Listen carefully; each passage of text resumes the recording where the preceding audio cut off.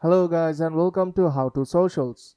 In this video I'm going to show you how to turn off WhatsApp messages and still continue to use internet. So let's start.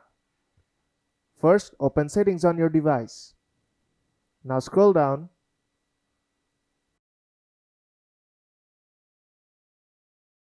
and tap on apps. You will see all the installed apps on your phone here. Now scroll down and search for WhatsApp.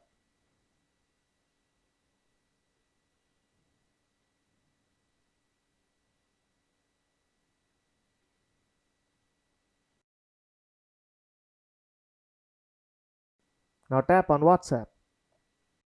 Then tap on Force Stop from bottom right corner. And it will forcefully stop the app. And it will no longer run on background. And you will not be notified by any of the messages.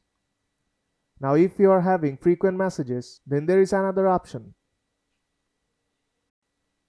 Tap on notifications.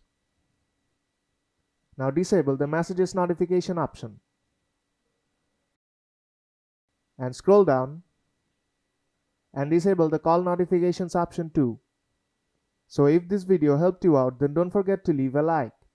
And see you in the next tutorial.